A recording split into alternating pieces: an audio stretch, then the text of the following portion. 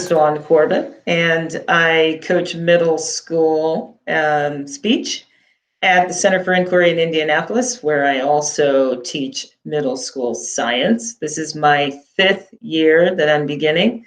So it was not too long ago that I was new and had a lot of questions, and I was looking for answers with my head spinning every which way. And I'm hoping that I can address some of those in this presentation for the new coach who might be looking for some answers to some of those questions and looking for some resources. I want to allow Google to see my screen, but it is not giving me that option. Ooh, that's a technical issue. You should be able to click present now. Yep, I did that. Right? And I had to press the share button multiple times before it let me.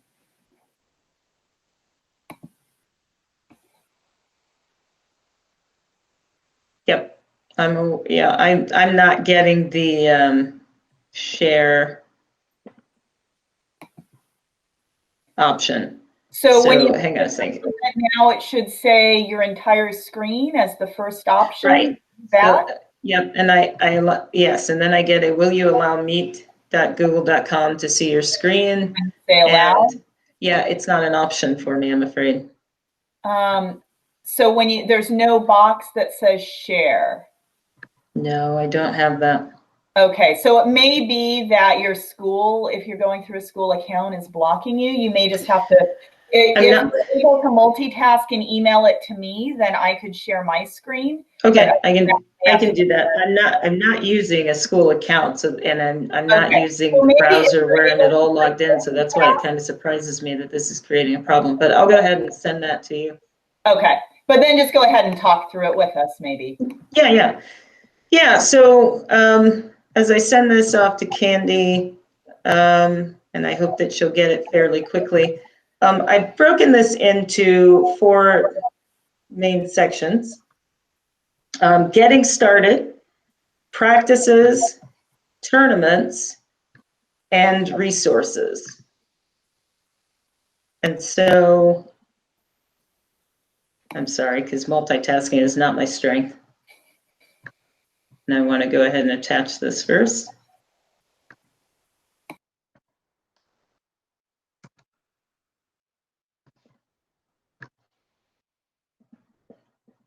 Yep.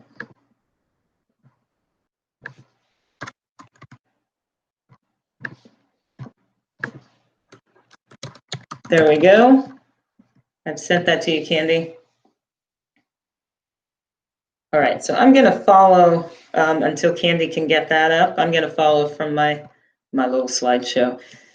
So the purpose is not to overwhelm the new coach, but to inform. So this is going to be an overview, and as such, it will not be anywhere near exhaustive, but it's just enough to get a new coach going and to also direct that coach toward resources to know where to go when they have questions. Right now, it's hard to know what you don't know.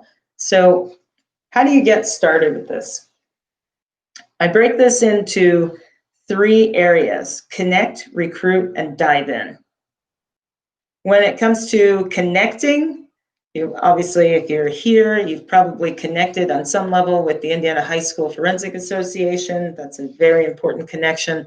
In case you have not explored, we'll look at the website a little bit later in the resources.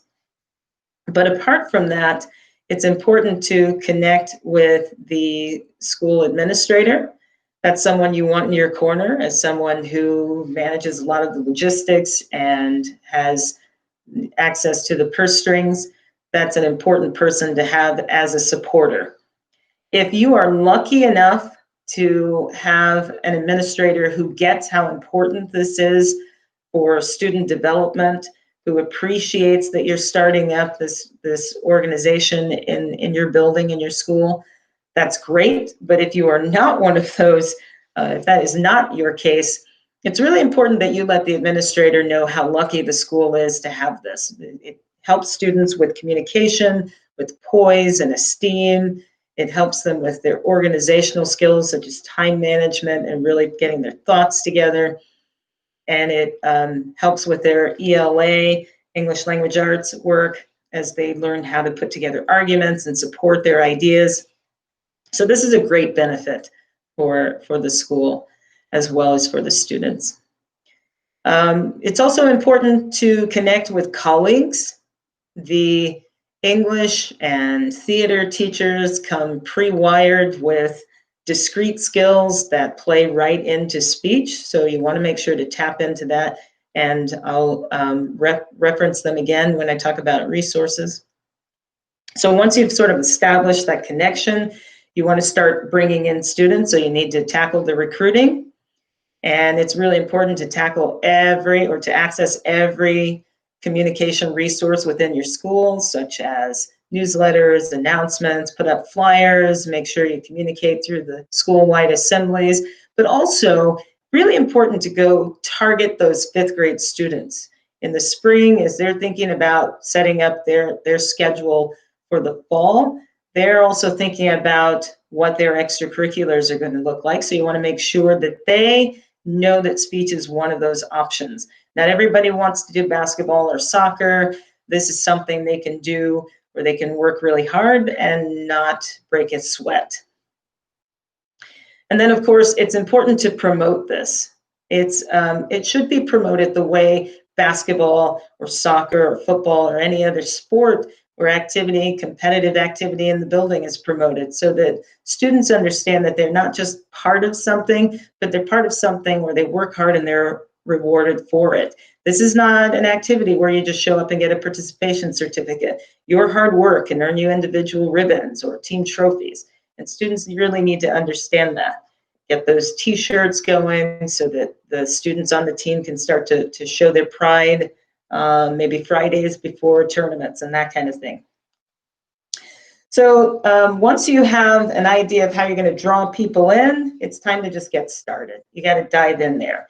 And you want to be clear about establishing your schedule for practices and establish a schedule for tournaments. Even if you're not quite sure which tournaments you're going to attend, at least establish the start and end dates for your season, because your next step is to make sure you have a call-out meeting to get those students in, and they've got to know what their time commitment is. So you want to be really clear about those schedules.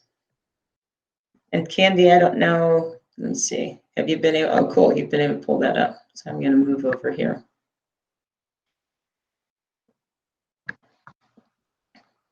All right. We'll go ahead to the next slide. The next thing then is to do those practices. And I would recommend that you first and foremost think about yourself, your own time commitments. We are all human and we have other obligations. There's a lot we want to accomplish in a practice, and you could easily do 2 hours a day every day of the week, but it's not practical. So you've got to think about what works with your schedule first, and then you work around that with how you spread your time with the students. So make sure it's a reasonable schedule, but then once you establish that, make it consistent. Stick to it, make sure it's firm, and be consistent throughout the season. Then you want to jump into the structure of it. So this is something that is going to vary obviously quite a bit with virtual. During in-person practices, you're going to be really concerned with space, and I think that's going to be a big influencer for you. You've got to make sure that you have the room for the size of the team, enough space for people to do their respective events without kind of talking over each other. Maybe you don't have a large room, maybe you have access to multiple smaller spaces. Again, virtually it's going to be quite a bit different. You do get to tailor it a little more, so that's nice. But you've got to think about what you have access to as far as those platforms for the virtual practice and what they will allow you to do. Your practice structure is there's no one size fits all for that. You really have to find your way through it. And that really depends on the size of the team. And again, that space that you have. You want to definitely include whole group, small group, and individual portions to your practice. And how you spread that out depends on, again, your specific dynamics. But a whole group to get everybody together in the beginning, like warm-ups and things like that, announcements, that's going to be very important. Breaking into small groups for students who are in the same or similar events, and then individual work to fine-tune or hone some things with students as they're working on their respective events. And then, of course, how you're going to divvy your time among the events. Again, that's going to depend on what the interest is in your particular group of students. You may have a group that is almost all interp, so you probably won't put a lot of time into your practices on public address. Instead, you'll just focus on the various interpretation events and maybe split that up throughout your week. It's really important to set clear expectations for practices and make sure that students understand what you expect of them in terms of participation and preparation. Participation as far as attendance, or what they will do when they show up. How do they get started? Do they start individually? Do they start as a whole group? Do they jump right into their work, or do they check in? Also, are they expected to be an audience for their peers? And if so, they need to understand how to critique constructively. So that's something you would need to teach discreetly for them to make that critique meaningful. Will there be an expectation that they'll do some work outside of practice? And if so, really emphasizing what you expect them to show up with, what they should have done between the last practice and the next. And these are also very important expectations that you can communicate with tournaments as well. It certainly applies there, but you set that expectation right from the beginning in practices. That first week or two is a good time to get the parents to a meeting. It could be that you had them in a call-out meeting, but this point is where you know who's sticking around. And at that point, when you know you have the students, it's time to bring the parents in to let them know the expectations for their commitment, pardon the typo, and let them understand what their time commitments should be as well. And so all of these things really start to build a culture for the team, and you can sort of codify that team culture in a single document. It could be a contract or an agreement. Some people don't like those sort of things. It could be a handbook. I personally prefer the contract approach, because it's not just something you hand them and they read it. It's something they read and sign and return. And that's something I would want from the students and the parents. So I know that they understand what's expected of them, what their obligations are. But no matter what, it should all be kind of captured in one place, so that everybody is clear about what's expected, what the culture of the team will be. And next slide, please. So now you want to get into the tournaments. And the tournaments are going to come down to three main areas. You've got your registration. You're going to use almost all the tournaments now, I think, have set up registration through speechwire.com. And I'll talk about SpeechWire a little bit more in the resources portion. You want to make sure that you are registering students as well as your judges. We'll walk through what that can look like. And even prior to a tournament, I think it's a good idea to run a mock tournament in your practice session. On the day of the tournament, this is a crazy day, and it's a long day. You've got a lot of things going on. So be sure to arrive early. This allows you to get yourself established and get your materials.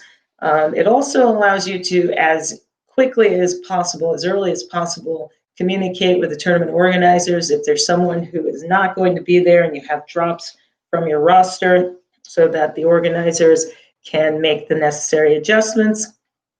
And then you take your materials and orient the students. That will include, if you're in person, maps and time for the students to kind of explore and get the lay of the land. Even virtually, that's going to include just kind of walking them through, maybe warming up with them, doing a little check-in practice, let them run through some things. Also, you want to make sure that students are aware of their critique sheets and know what to do with those. Between the rounds, there are 3 rounds in the tournaments. 3. It is a long day, as I mentioned. And between the rounds, there's some downtime. It's a great time to check in with your students and see how they're doing. Ask them to reflect on what went well, what things they would like to work on going into the next round. It's also good to check in, again, with the tournament organizers in case there's someone who's maybe a judge who got held up and they need a judge or they need a runner for something. So it's a great opportunity to be available to help there. You'll attend the awards, the entire team, for the entire awards ceremony. And of course, you will, at the end of the awards, collect the critique sheets that the tournament organizers will have for you at the end of the day. Debrief is a great time to go over that. Some do it immediately. Some coaches will do that immediately after the tournament. I like to do that the next practice session. They're anxious, and that gives them an incentive to be there bright and early and ready to be focused. But it also means that we have a kind of a forum for whole group reflection on the day as a whole. And also I can break out with individuals to go over those specific critique sheets with them. All right, the next slide, our resources. We have the orgs, as in the organizations, not necessarily the .orgs, your colleagues, and coaches.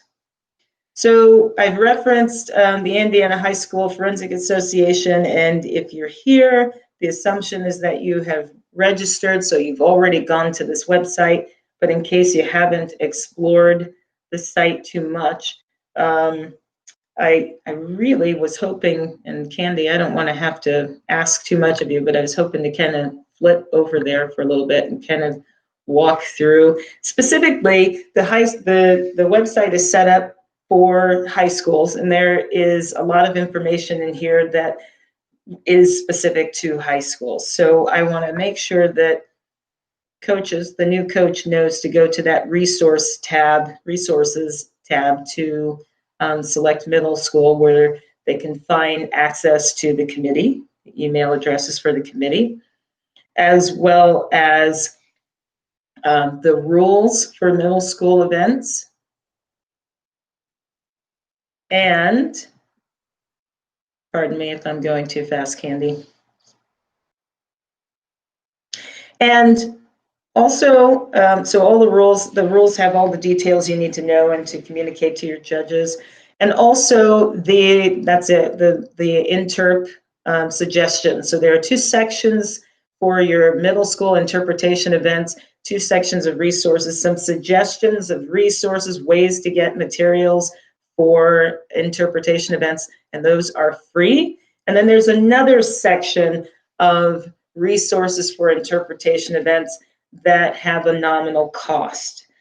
But again, you can also refer to your colleagues. The English and theater teachers typically have access to scripts and selections of literature that students can use in their interpretation events. And finally, we have a wealth of knowledge and experience within the community of the middle school coaches, and they are eager to help because they are very passionate about growing this middle school program. And I have never had a coach in my experience say, I don't have time to deal with this, go away. So it's quite the opposite. Everyone has been effusive in their advice and support and encouragement. And as I said, they're very passionate about growing this. So these are people you definitely want to turn to as a valuable resource.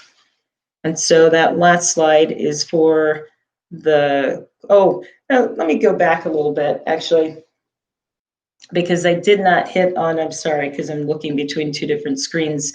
I do want to make sure that I cover the speechanddebate.com as one of the orgs, or speechanddebate.org as one of the organizations.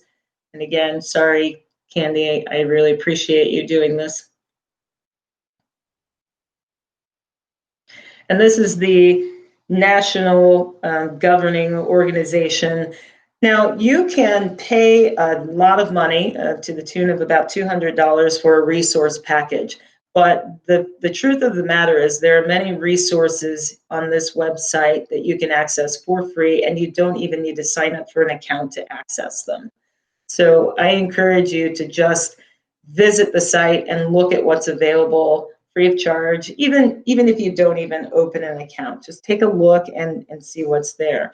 If you are interested in some of those paid resources, the basic $75 membership will get you a lot of access. I have not purchased the $200 resource package. They are offering it through September for $100 right now, but that's still a little steep for me and my program, so I'm going to stick with the $75 membership, and that actually serves me quite well. And then over in SpeechWire, it's an org as an organization, but it's a .com. This is where tournament organizers will set up their speeches, and they have the calendar that lets you know when speeches are coming. And if there's a hot link, you can click right on that hot link and go sign up for that, go register for that tournament. That's where you will enter your roster. I think right now the only hot link is Deborah's, is it the Canterbury event on the December 12th? So you can filter at the top to narrow it down to Indiana and middle school, open and invitational. Click on that hot link and then head right in to get your students registered. Oh, unfortunately, that's just the past event with Evansville. So that's where you'll register your students and your judges. You do have to set up an account to use it, but it's pretty user-friendly, and a lot of information is packed in there. So you want to make sure you check all those links thoroughly. If you need to make changes prior to the tournament, that's where you would go in and put your drops or ads in, and keep your roster current and so forth. All right, so now, Candy, I am ready to head over to the Q&A. So with those topics, are there any questions? This is, again, intended to be an overview, so there's certainly much more to get into, but this is, I don't want you drinking from a fire hose today. We just want to discuss the basics to kind of get going. It's great information, Dawn. One thing I do, you mentioned organizations. At our 6th grade academy, they often have a school musical, and I hunt down the 6th graders that are in the cast, and I approach them when they're done. I've gotten a lot of good students that way. So that is a great resource. Absolutely, absolutely. And now I'm in a very small school. It's a K-8 building with 450 total students, and we don't have really a performing arts program. So I don't get to tap into that, and maybe others would be in a similar situation. But absolutely, that's a great way to go. And catching them as practically as they're coming off stage, when they're still hyped. Hey, you want to continue this? In the last couple of years, my challenge has been the retainment of a team. I've had students come in be really on fire for that year and then don't come back the following year for whatever reason. I don't know. I know I had one student who, because she stopped placing in the top 3 at the end of the year, she stopped coming. Like, she's so competitive. And then the commitment, I struggle with that. I'm torn between parents who come up to me and say, my kid signed up for this year and that kid should be going to tournament and or to the meet. And I don't like forcing students to go to speech meets because then they come and they perform, and they're not, if their heart's not in it, it's like, what's the interest in that? So thank you. That's a really good point, because, and this is why it's valuable to have the seasoned coaches here to kind of give some feedback, because these are the sort of things that will come up. And this really underscores why it's important to set those expectations early on. When you so if you're doing a call out meeting, for example, you should already know what your schedule is so you can communicate that clearly to the students so they know what the time commitment is, what their obligations are. And if your expectation is that they attend every tournament, you got to just let them know this is what you're doing. I mean, I had a student last year. I actually recruited her very aggressively, went to her mother outside of school because I knew that she would be really good at this. And she didn't make it to the first tournament. And that's because although I told every student, there's no time for anything else, this is it. You've got to be committed to this. She still thought that she could do this and do basketball too. And when basketball season started up, she realized, oh, there's a schedule conflict with practices. And she had to come and tell me, and she was not at all comfortable with that. I said, well, this is why I told you, you won't have time for anything else. So that's the expectation that I set. I really, really make it clear, this is it. You're going to do speech or you're going to do something else. I also borrowed a tip from our student council. They had an application process where parents had to sign off and 2 teachers and why they wanted to be on it. And I adapted it and I handed this out. I said, okay, here's what you're in for. Make sure your folks see it. And that way it helps a little bit. That's another thing that helped a lot. I like that. Yeah, make sure your folks see it. Now, let me make sure I see your folks' signature. Right, like they have to sign it. Then if you don't get 2 teachers' signatures, yeah, sorry, that's the easiest thing you can get, because usually teachers will say yes, Yeah. And if you're looking for students also, one year I had a tough year. I only had like 3 show up to my call out.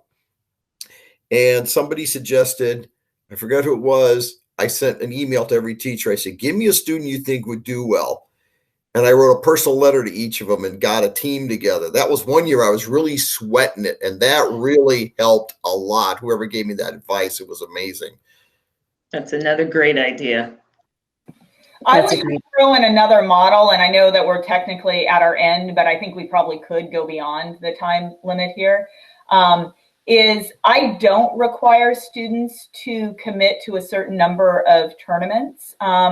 As long as they show up occasionally for practice, that's actually okay with us. But the thing that we do insist on is that they don't drop last minute.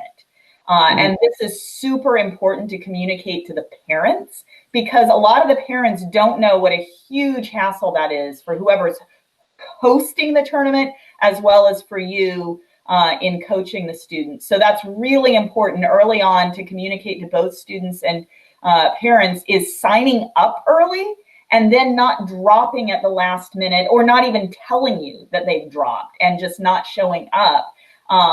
That really gets our ire.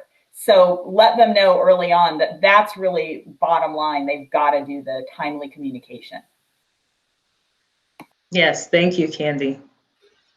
Okay. I don't know if there's something following this and we need to move on, or if there's time to cover a couple more. There's a session, for instance, on setting up and running radio that maybe Brent would be interested in. But I think for most of us, if you aren't worried about running the event of radio, we probably could just keep talking as long as there's interest in doing Is that mainly high school radio, though? That is. I don't know that that's going to affect how you do things. Right. back to the question about retainment, I think that really should be a separate session in itself, because that's a critical one. And I know that with the demands that I have, that would make it a little bit more challenging, especially if the kid says, well, next year I want to be able to do these other things. But I really I've never lost anybody mid-season except for that one student, but who really didn't get into the season much. And until this year, I haven't had anybody not return. I don't know, for whatever reason. So I think by setting up those expectations and making it really clear, and so those kids who come are really committed. But this year is a little different because of our circumstances. Our kids are not signing up for extracurriculars at all right now. I think parents are overwhelmed and a little tapped out. And we expect that to pick up as we go on. But I'll be honest, there are a couple of students I'd be okay with not coming back. Can you guys hear me? Am I Yes. on? Okay. I think Christine and I, we did talk about the fact that these kids don't have to get up early in the morning anymore. Stressing the fact that, this is something we can do ahead of time, and we can, record interps. And I think that's a selling point. My parents were just really grateful that something was going on, because we are the only game in town, right?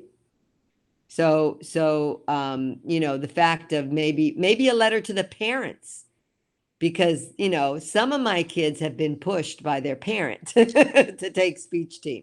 So, yeah, maybe I have a letter that to the parents. Here's your opportunity this year. I'm sorry. I hate bringing grumblers. It's Yeah. like, I hate bringing the ones that grumble into a speech meeting. I don't want to be here. Like, it's not worth my time. Absolutely not. And I don't take the grumblers. I mean, I had to remove at least one person last year who, again, that was before we really got into our tournament season, because the commitment wasn't there even in the practice. So I already know what's the point.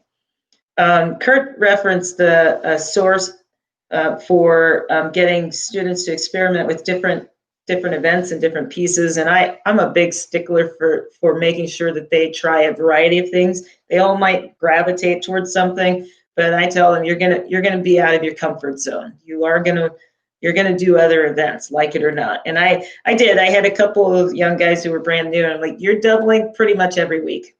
So and they rolled with it beautifully, and they grew. And another thing I do for some of that retention, Candy mentioned having some social activities, but also one thing I do for incentive is I have it's not a true banquet, but we have a recognition event at the end, and we in front of the group, the students have their points recognized. And so I do like the $75 NSDA membership to let them have their little seal.